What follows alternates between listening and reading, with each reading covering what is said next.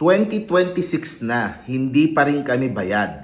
Yan po ang sinabi ni Charis Solomon kasama si Buboy at si Dasuri Choi tungkol po sa tahanang pinakamasaya na pinroduce nung tape. Diba? Sabi po niya, ilang taon na nakalipas ay hindi pa rin bayad yung pong services na binigay po nila bilang mga talents dito sa show. So panoorin po natin yung video tapos mag-react tayo. Ano nangyari ba? Hindi. Wala kaming anything. 'Di ba magkasama pa nga tayo sa tahanang pinakamasaya nun? 'Di ba hindi pa nga tayo Oo, bayad? oo. Pero hoy, 2026 na tape baka naman. Oo nga. Sinakot na. Hindi na ako mabait. Yan ang New Year's resolution ko. Tama. Gagawa na natin to ng solution. Actually, may bayar na ako ng building ninyo. Hindi yung golf course yun. Ano ka ba? Hindi, pero kami ni Das, wala kaming problem. Oo.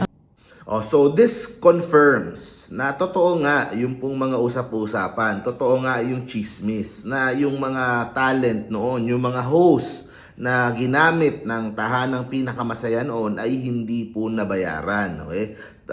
Mga hindi nabayaran yung sa GMA na bayad sa airtime, pati po yung mga talent, naku, hindi din na bayaran po ng I don't know kung ilang buwan, di ba? So definitely meron pong utang yung pong tape dito sa mga talent na to. Similar po sa nangyayari noon po sa Itbulaga pa.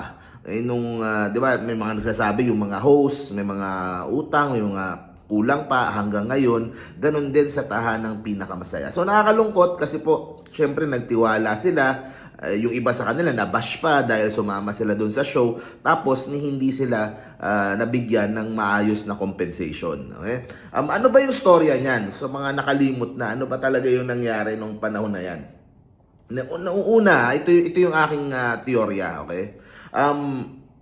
Challenging na talaga sa noontime, okay? At sa television in general, dahil kumukonti yung mga advertisers, yung iba nagbibigay ng advertising money sa online, so unti-unti humihirap yung mga noontime show. Tapos lumaban sa eleksyon yung pamilya ng mga may-ari ng tape at nanalo sila that time. Okay, nung huling election talo sila, pero nung 2022 nakuha nila yung buong probinsya. So siguro gumastos din sila ng malaki doon.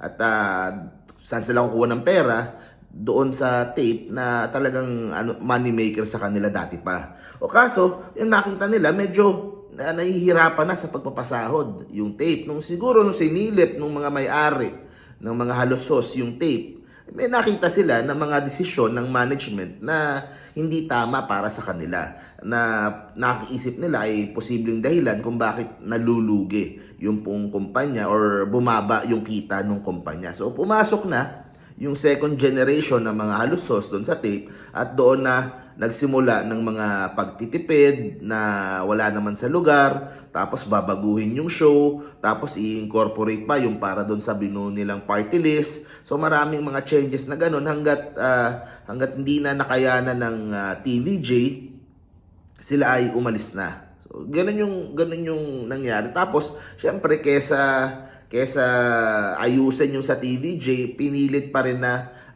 ipagpatuloy yung Itbulaga ng bagong host, Pero at that time, siguro, kung wala talaga yung Tito Vic and Joey, ay hindi talaga makakuha ng mga advertisers kaagad-agad. At ang baba ng mga at that time naririnig ko, sobrang discounted na yung binibigay nilang presyo sa mga advertisers para lang maglagay ng commercial. So, in the end, hindi mo mababawi yung iyong ginagastos para sa production, di ba? Hindi mo bibigay para sa airtime at pati nga sa mga host, di ba? Pero syempre, baka inunan nila yung mga kailangan bayaran kaagad. Ang problema, maraming host ang hindi nabayaran ng maayos at naapektuhan hanggang ngayon. Pa rin. So ano nangyari sa tape, di ba? Pagkatapos na wala yung tahanang pinakamasaya, pinull the plug ng GMA na. Kasi yung huli dun sa Saverville nga, wala na yung signage. So hindi ko alam kung nabenta na ba nila or kung ano na yung nangyari. Tapos nagsunod-sunod yung problema nila eh. 'Di ba? Nabawasan yung kanilang dakak. Parang may Supreme Court ruling, nabawasan ng ilang parte yung kanilang beach resort. Tapos ang masakit pa diyan nung nakaraang eleksyon ay na-wipe out eh. Parang ganun nangyari. Basta marami sa kanila natalo nung kalaban nilang political dynasty. Actually, yung tumalo sa kanila, mag-ama, mag-asawa, tapos puro mga anak, yun. So, naglalaban yung pamilya nila, na-overwhelm, natalo yung mga halusos nung mga kalaban nilang Uy, doon sa Zamboanga del Norte. Kaya, I'm not sure if kung anong planong gawin ng tape para makarecover pa o para at least mabayaran yung mga utang nila doon sa mga, pero yun nga ang laki talagang lagapak yung pong nangyari po doon sa tape at nakakalungkot kasi ang tagal na mayagpag nung tape, di ba? Ang tagal Itbulaga yung mga years na for example yung Aldab, di ba? Gaano kalaki kinita ng tape during the time of Aldab, di ba? Na sana mas napaghandaan itong mga panahon na syempre humihina yung kita ng show. Ayun, hanggang nawala na.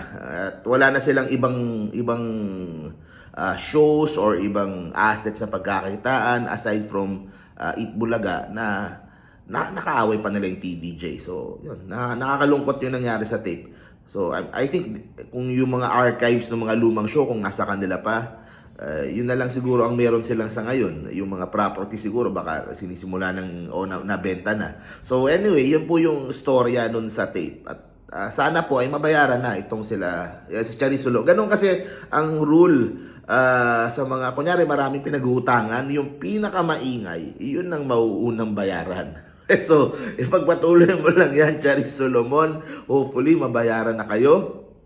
And ayan, abangan po natin. At of course, isa Itbulaga sa TV5, tuloy-tuloy naman. Syempre, may challenges din. Talagang challenging yung panahon ngayon pagdating sa mga noontime show. Kita mo na kahit sa It's Showtime din naman eh. Problemado din sila. Pero, syempre, ang goal ng TVJ, Golden Anniversary, 50 years. At kung titingnan mo ngayon, mukhang wala nang titigil at doon na tayo papunta talaga. So, thank you very much po. See you po sa next video po natin. Stay safe parate mga Dabarkads. Bye-bye.